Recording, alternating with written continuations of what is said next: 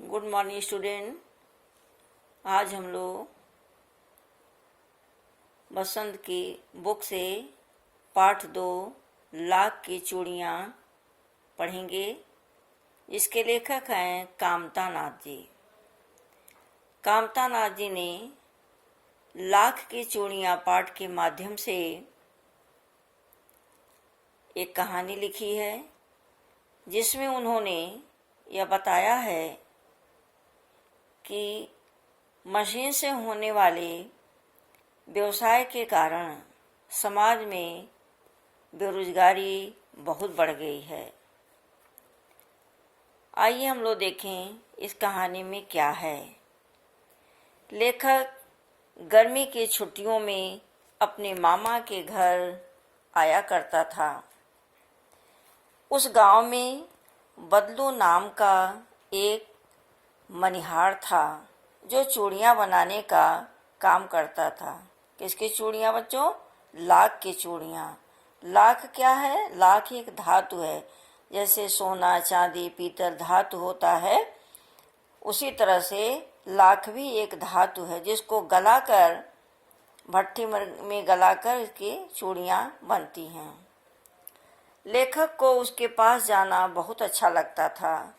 वह बदलू की चूड़ियाँ बनाने के कार्य को, उसकी कला को बहुत ध्यान से देखता था कि वह किस तरह से भट्टी में लाख को पिघलाता है और फिर उसको सांचे में ढालकर चूड़ियों का आकार देता है।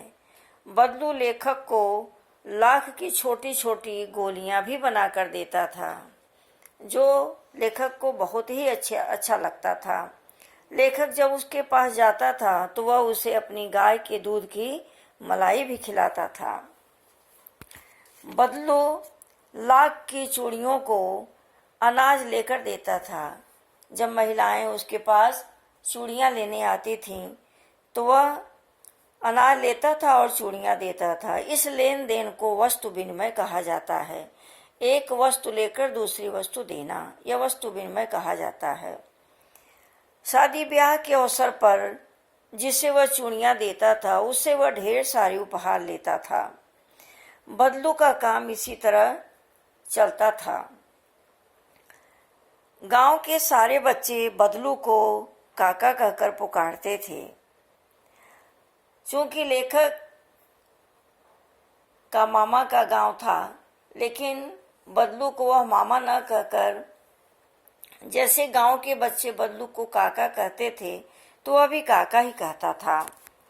लेखक के पिता का स्थानांतरण दूसरी जगह हो गया, जिसके कारण लेखक लगभग 8 वर्षों तक मामा के घर नहीं जा सका। उसके बाद जब वह गया तो वह बड़ा हो चुका था, फिर उसे बदलू का ध्यान नहीं रहा।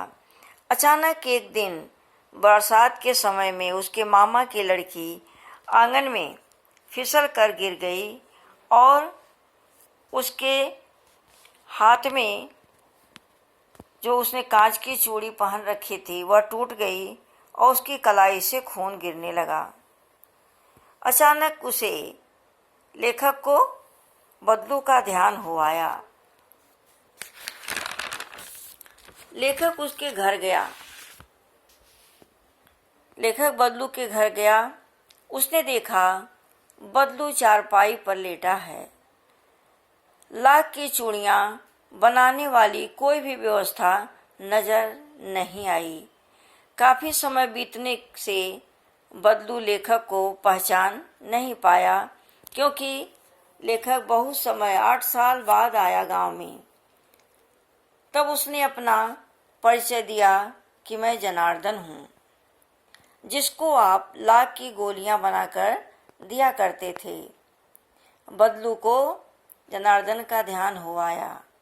उसने कहा कि बच्चा, बहुत समय बाद आए तुम। लेखक ने बदलू से सारी बात बताई कि मेरे पिता का ट्रांसफ़र हो गया, स्थानांतरण हो गया, जिसके कारण मैं यहाँ नहीं आता था। लेखक ने बदलू से वार्तालाप किया, जिसमें बदलू ने अपना काम ठप होने के बारे में बताया। कांच की चूड़ियों के कारण अब लाख की चूड़ियाँ कोई नहीं पहनता। इसीलिए बल्लू ने बताया कि हमने लाख की चूड़ियाँ बनाना बंद कर दिया, क्योंकि कांच की चूड़ियाँ सुंदर होती हैं, अच्छी लगती हैं कलाई में, इसलिए लाख की चूड़ियाँ अब कोई नहीं पसंद करता। लेखक ने अनुभव किया कि मशीनी युग ने कितने लोगों को बेरोजगार कर दिया। बल्लू निराश अवश्य था, पर उसने हार नहीं मानी थी। बल्लू ने बताया कि जो मैंने सबसे अंत में ये लाख की चूड़ी बनाई थी, उसको एक सेठ की बेटी की शादी में देना था, लेकिन सेठ ने उस लाख की चूड़ी का दाम बहुत कम लगाया, तो मैंने उन्हें नहीं दिया। मैंने अपनी बेटी रज्जू को पहना दी। वो अंत में जो बनाई हुई जो लाख की चूड़ी थी, वो मैंने अपनी बेटी रज्जू के हाथ में पहना दी। बातचीत करने के बाद बल्लू ने अपनी बेटी रज्जू से आम मंगवाया और लेखक को खाने को कहा। लेखक ने देखा लाख की चूड़ियाँ रज्जू की कलाई में बहुत सुंदर लग रही थीं। बच्चों, यह है लाख की चूड़ी की कहानी। लाख की चूड़ियाँ जो शीर्षक है, इसको कामता नाथ जी ने लिखा। यही कहानी है, इस कहानी का यही सारांश है। बच्चों, तुम लोगों ने देखा कहानी में बताया गया है कि जब लोग कांच की चूड़ियाँ पसंद करने लगे और यह मशीन से बनने लगी, तो लाख की चूड़ियों की कीमत कम हो गई और अंत में समाप्त प्राय हो गई। इसका महत्व खत्म हो गया, जिससे जो गांव का व्यक्ति था बदलू मनिहार, वह बेरोजगार हो गया। इस कहानी के माध्यम से कामता नाथ जी ने समाज में मशीनी युग के कारण फैली हुई बढ़ती हुई बेरोजगारी की ओर जो संकेत दिया है, उनके इस कहानी का यही उद्देश्य है। ठीक है बच्चों, आज तुम लोगों ने इस कहानी को देखा। जिसके पास बुक होगी वह इस कहानी को पूरी पढ़ लेगा। कल हम लोग प्रश्नोत्तर के साथ मिलेंगे। इस कहानी का जो प्रश्न है, इसके उत्तर तुम्हें बताएंगे। Thank you student.